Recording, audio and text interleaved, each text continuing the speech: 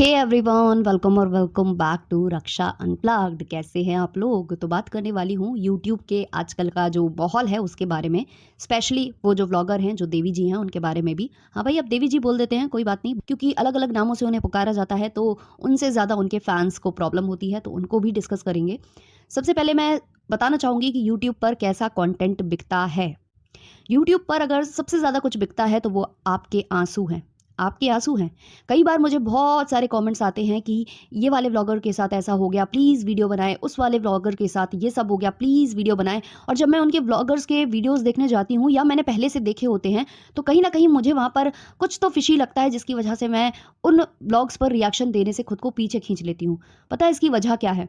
क्योंकि उन व्लॉग्स में क्या होता है ना, कि इमोशन ऐसे सेल किए जाते हैं, ऐसे सेल किए जाते हैं कि अपनी बुरी स्थिति जो बताने में कहीं ना कहीं लोगों की रूह कांप जाती है, जिसको सोशल मीडिया पर डालकर बताने में भी लोगों को अजीब महसूस होता है कि मैं क्या बेच रहा हूं यहाँ पर, अपना गलत वक्त, बुरा वक्त बेचकर उससे पैसे कमा रहा हूं। जो बताने में भी लोगों को एक बहुत ही ज्यादा मजबूरी वाली सिचुएशन आती है ना, जब कभी लोग आते हैं कई बार सोशल मीडिया पर व्लॉग लेकर या अपना पक्ष लेकर, उसमें भी लोग अगर ये इस तरीके से बैकग्राउंड म्यूजिक लगाते हैं या कुछ लगाते हैं, तो वो मुझे वहीं से फेक लगना नजर आने लगता है। वहीं से मुझे फेक लगने लगता है। अगर कोई वाकई में कुछ शेयर करने आएगा तो नॉर्मल तरीके से अपनी बातों को रखेगा और चला जाएगा। ये धूम तना या फिर पीछे से जो है स्लो मोशन वाला सैड म्यूजिक लगाना, ये सब मुझे कभी समझ में ही नहीं आता, और इसी वजह से मैं इन नए व्लॉगर्स पर बात नहीं करती। अब जिन टॉपिक्स पर मैं हमेशा से बात करती आई हूँ, उन पर मैं इसलिए कंटिन्यू रखती हूँ क्योंकि ऑडियंस जुड़ी हुई है वैसी, और वो सुनना चाहती है। वरना मैं इनको भी ज़्यादा प्रेफर नहीं करती हूँ इन पर बात करना, क्योंकि ये लोग केवल और केवल अपने आंसू बेच रहे हैं और आपके इमोशंस के साथ खिलवाड़ कर रहे हैं। आप अपनी लाइफ में पीछे झांको, कोई भी पीछे, चाहे अभी प्रेजेंट में, क्या किसी की लाइफ में कोई प्रॉब्लम नहीं चल रही है? कौन कितना परेशान है? किसी को तो वाकई में जो भाई बंधु हैं उनमें आपस में लड़ाई हुई होगी, बड़े भाई ने प्रॉपर्टी दबा ली होगी, छोटे भाई को कुछ नहीं मिला होगा, हो सकता है छोटे भाई ने सब कुछ छीन लिया हो, बड़ा भाई कुछ भी नहीं उसके हाथ लगा हो। ऐसे कितने लोगों के घर में होता होगा। कई ऐसी स्त्रियां हैं जिन्हें घर से बाहर निकाल दिया गया है, जिनके पास ना तो पति है, उनका पति दुनिया से जा चुका है, उनके पास कुछ भी नहीं है। वो अपने बच्चों को पालने के लिए दर दर भटक रहे हैं क्योंकि उनका मायका भी उनका साथ नहीं दे रहा है, बट उनके पास सोशल मीडिया की पावर नहीं है, वो नहीं बता पा रहे हैं ऐसी चीज़ें। तो अगर आप भी अपनी लाइफ में झांकोगे ना, तो आपको कोई ना कोई ऐसा मुद्दा मिल जाएगा जिसको आप सोशल मीडिया पर रखकर अच्छे से जो है अपने, कहते हैं ना, बुरे वक्त को सेल करके, इमोशंस बेचकर, अपने आंसुओं को बेचकर डॉलर्स कमा सकते हो, और वो भी थोड़े बहुत नहीं, बहुत ज़्यादा। सच्ची में बहुत ज़्यादा। कभी कभी तो मुझे भी फीलिंग आती है कि मैं भी अपनी दादा दादी वाली स्टोरी लेकर आ जाऊं क्या सोशल मीडिया पर। मतलब मुझे पता है कि जिस दिन मैं वो लेकर आ गई ना, तो शायद आप लोग फूट फूट कर रोगे और फिर मुझे भी देवी बना दोगे, और मुझे देवी बनने का कोई भी शौक नहीं है। तो इस तरीके की चीज़ें यार सबकी लाइफ में हुई होती हैं, सबकी लाइफ में। मतलब लोगों ने ना जाने कितना झेला होता है ना। हर कोई हिम्मत नहीं जुटा पाता है इन चीज़ों को सोशल मीडिया पर रखने के लिए, और कुछ लोग तो कहानियां बना बना कर सोशल मीडिया पर चीज़ें रखते हैं। यही सब चीज़ें हैं जो मुझे मतलब सोचने पर मजबूर कर देती हैं कि भाई आजकल चल क्या रहा है। जो जेन्युइन तरीके से चलना चाहता है, जो सही चीज़ आपके सामने पेश करना चाहता है, बहुत सारे कंटेंट क्रिएटर ऐसे हैं, लेकिन उन पर लोगों का ध्यान नहीं जाता है। लोगों का ध्यान जाता है तो सिर्फ इन जैसे लोगों पर, जो ड्रामे करते हैं, आपके इमोशंस के साथ खिलवाड़ करते हैं। जी हाँ, मैं इसलिए बोल रही हूँ कि इमोशंस के साथ खिलवाड़, क्योंकि न जाने कितने लोगों ने वो व्लॉग देखा होगा, और व्लॉग देखने के बाद वो लोग रोए होंगे, लिटरली रोए होंगे। लेकिन आपको नहीं पता कि वो जो सामने वाला बंदा है ना, उसने आपका बेहतरीन तरीके से काटा है, और उसने इमोशंस दिखाए हैं अपने, जो इमोशंस हैं भी नहीं, जो हैं भी नहीं। आप लोग रोते हो किसी के लिए, आप लोग इतना गंदा फील भी करते हो किसी के लिए, और उसके बाद अपने कर्म बिगाड़ते हो, क्योंकि आप उसके, जो कहते हैं ना, दुश्मन, जिसको वो दुश्मन समझता है, उसके चैनल पर जाकर आप गंदे गंदे कमेंट्स करके आते हो। वही सब चीजें हैं जो आपका कर्मा बिगाड़ रही हैं। कई बार ऐसा भी होता है कि देखना होता है, सोचना होता है, अपना जो समझने की शक्ति है वो लगानी होती है। हर वक्त आपको जेंडर बायस्ड होने की जरूरत नहीं है। हर बार ये नहीं सोचना चाहिए कि बहू ही बेचारी होती है, सास तो हमेशा ही उल्टा होती है। ये सब मुझे बिल्कुल भी समझ में आया नहीं आज तक कि भाई क्यों इस तरीके के लॉजिक लगाकर लोग बैठे हुए हैं। अब मैं बात करती हूँ देवी जी के बारे में। तो मुझे सबसे बड़ा क्वेश्चन, सबसे मतलब बड़ा वाला भारी भरकम क्वेश्चन जो मेरे सर पर बोझ की तरह लदा हुआ है, ये कि डिप्रेशन किस वजह से, किस बात का डिप्रेशन? बहुत बड़ा शब्द होता है ये, बहुत बड़ा। मतलब जिन्होंने ये सहन किया होगा ना, वो ही जानते होंगे कि ये चीज़ क्या होती है। और डिप्रेशन किस बात का? सब कुछ तो अच्छा जा रहा था, क्या बुराई थी, क्या प्रॉब्लम चल रही थी लाइफ में? सब कुछ अच्छा जा रहा था। सिर्फ एक वीडियो जो कि इन लॉज की तरफ से आ गया, जो आप 6 महीने से बना ही रहे हो अपने चैनल पर उनके बारे में। 6 महीने से ज़्यादा का वक़्त हो गया होगा अब तो। आप जब घर से निकले थे, है ना? दिवाली के पहले का टाइम था। हाँ, मतलब 7-8 महीने हो चुके हैं अब तो, है ना? उससे पहले ज़्यादा ही हुए होंगे।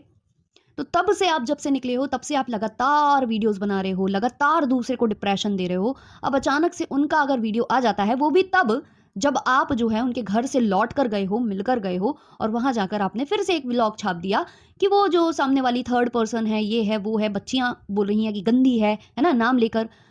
तो अगर उन्होंने अपनी बच्ची का स्टैंड ले लिया और कुछ बोल दिया, तो ये उनकी भई सबसे बड़ी गलती हो गई और इससे मैडम को डिप्रेशन हो गया भाई, डिप्रेशन।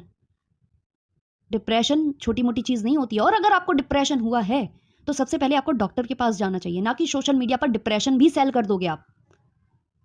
ठीक है भई, सिंपैथी आपको दी गई है किसी वजह से, हमने देखा है आपने क्या-क्या स्ट्रगल किया है, लेकिन आपके जो इन-लॉज़ थे, वो हमेशा आपके साथ खड़े थे, हमेशा। हमने बहुत से व्लॉग्स देखे हैं, दोनों पति जाने के बाद भी आपकी सास किस तरीके से अपनी बेटी से, जिसको आप बोलते हो ना कि उसकी वजह से मेरे साथ ये हुआ, उससे तक छीन कर आपके हाथों में फल दिया गया है। फ्रूट वो कोई खा रही थी, वो दिया गया है आपको छीन कर और आप खुद ही बोल रहे थे उस व्लॉग में कि अरे बेटी से छीन कर मत दो, लोग क्या कहेंगे? और यही कारण है कि आपके मुँह से निकल रहा था आई मिस यू। क्यों निकल रहा था आई मिस यू? इसी वजह से, क्योंकि कहीं न कहीं आपको भी अंतरात्मा से पता है कि किसने आपके साथ सही किया और किसने आपके साथ गलत किया। और ये जो आपका इमोशनल ब्रेकडाउन है, ये या तो स्क्रिप्टेड था या तो आपको किसी ने सिखाया था, क्योंकि आपको सिखाने वाले भी बहुत हैं, है ना? जब-जब आपको सिखा दिया जाता है, आप वैसे ही जो है कदम रखते हैं। या तो फिर आपको सच में किसी बात का बहुत ज़्यादा बुरा लगा है और इस बार मुझे ऐसा क्यों लग रहा है कि ये बुरा आपको अपने जो मम्मी-पापा हैं उनके साइड से लगा है। क्योंकि आपने कई बार अपने व्लॉग में ये चीज़ बोली है कि मैं अकेली हूँ, मुझे भरे पूरे परिवार में रहने की आदत है। तो सबसे बड़ा क्वेश्चन तो यही है, सबके दिमाग में यही है कि भाई डिप्रेशन हुआ क्यों? क्योंकि सब कुछ अच्छा ही जा रहा था। आप वहाँ से निकले थे, आपने बहुत सारे एलिगेशंस लगाए थे, उसके बाद धीमे-धीमे आपने माफ़ी भी माँग ली अपने पति के लिए। आपके पास गाड़ी है, आपके पास मकान है, आपके पास बच्चियाँ हैं 2-2, आपके पास सब कुछ है। आप ही बोल रहे थे कि मेरे पास सब कुछ है, अब तो दूसरों को जलाना है। फिर अचानक से किस बात का डिप्रेशन आपको हो गया? किस बात का? हाँ, हम समझ सकते हैं जो पति गए हैं उनकी वो वाली जो कहते हैं ना कि जो परेशानियाँ हैं या वो जो आपका दुःख है वो तो भई है, बहुत ज़्यादा है, बहुत ज़्यादा है।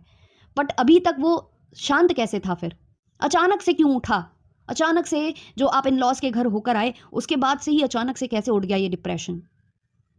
और डिप्रेशन में इंसान इतना सोचता है कि साउंड सिस्टम सोफ़े के नीचे चलाकर, हालाँकि मुझे लगता है आपका ध्यान नहीं गया, नहीं आप वो क्रॉप कर देते।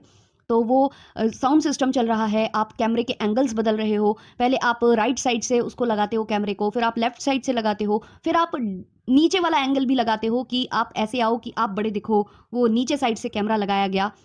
तो ये क्या था? इतना प्लानिंग प्लॉटिंग करता है क्या कोई डिप्रेशन में? इतना प्लानिंग प्लॉटिंग? और सिर्फ इस वजह से क्योंकि आपको पसंद नहीं है कि पंशु उस घर में रह रही है। सबसे बड़ी प्रॉब्लम यही है पंशु को लेकर कि वो वहाँ रह क्यों रही है।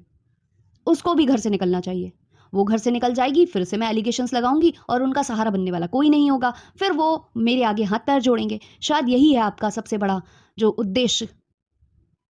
आपने सबको याद कर लिया अचानक से, आप मिस कर रहे हो पंशु को भी, आपने अपनी फ्रेंड को भी याद किया। सारों से तो लड़ाई कहीं न कहीं आपने ही की थी। आपने ही तो स्टार्ट किया था। पंचू का व्हाट्सएप नंबर लीक किया, उसको बोला कि तू कुछ भी करवा सकती है प्रॉपर्टी के लिए, तेरे साथ कोई कुछ भी कर ले, तुझे कोई प्रॉब्लम नहीं होती है। ये सब आपने ही बोला था। शुरुआत तो आपने ही की थी। किवी से भी जो आपकी लड़ाई हुई थी, वो लड़ाई बेसिर पैर की थी। आपका कुछ टाइम पहले ही उनसे कुछ लड़ाई झगड़ा हुआ था, तब की वो रिकॉर्डिंग्स थी, तब का सब कुछ था और बाद में सब कुछ सॉर्ट आउट हो गया था। लेकिन जैसे ही आप वहां से जाने लगे छोड़कर, तो आपको अचानक से याद आया कि उन रिकॉर्डिंग्स का यूज करते हैं। तो हमेशा तो मुझे लगता है आपने दूसरे को डिफेम किया है, हमेशा दूसरे को डिप्रेशन में डाला है कहीं ना कहीं। हाँ, बस अंतर इतना है कि वो रोते नहीं है सोशल मीडिया पर आकर। क्या करेंगे बेचारे, रोकर रो भी देंगे, आपके बारे में कुछ गलत बोल भी देंगे, तो कहीं ना कहीं उनके घर की ही इज्जत जानी है। और जो डिप्रेशन डिप्रेशन डिप्रेशन की बात की जा रही है ना, सबसे बड़ा डिप्रेशन तब होता है जब किसी इंसान ने कुछ गलत भी नहीं किया हो ना, और उसको एक चरित्र पर लांछन लगा दिया जाए। जैसे कि आपके ससुर साहब, उनको आपने बोला कि वो गंदी नज़र रखते थे, वो मुझे छूते थे, उनको शराब के नशे में ये भी याद नहीं रहता था कि मेरी पत्नी कौन है और मेरी बहू कौन है। तो जब ये सब आपने बोला और इसके बाद जब वो घर से निकलते होंगे कहीं सब्जी लेने, कहीं मार्केट लेने, तो लोग किस निगाहों से उन्हें देखते होंगे ये बताने की ज़रूरत नहीं है। और जब वो ये चीज़ें देखते होंगे, क्योंकि समझ में सबको आता है, तब होता है इंसान को डिप्रेशन। और जब ऐसे में डिप्रेशन होता है ना इंसान को, तो वो कुछ भी कर लेता है, बताने की ज़रूरत नहीं पड़ती उसे सोशल मीडिया पर आकर कि मुझे डिप्रेशन है, मुझे डिप्रेशन है। तो भाई सभी लोग, जितने लोग भी मेरा ये पॉडकास्ट सुन रहे हैं, अगर आपके जीवन में भी ऐसा कोई कहानी है, ऐसा कोई दुख है और आप सोशल मीडिया इन्फ्लुएंसर बनना चाहते हो और आपने ट्राई भी किया है लेकिन आपको सफलता नहीं मिल रही, तो बस ये वाला काम करो जो मैं बता रही हूँ। आओ, रोना स्टार्ट करो और अपने इमोशंस को सेल करो और देखना ऑडियंस आपको भर भर के सिंपैथी देगी और आप एक दिन बड़े क्रिएटर कहलाओगे। बिल्कुल, ये मेरी गारंटी है। तो ये था आज का पॉडकास्ट। अच्छा लगा हो तो लाइक शेयर सब्सक्राइब कर देना। मिलते हैं नेक्स्ट वाले पॉडकास्ट में, तब तक के लिए बाय बाय।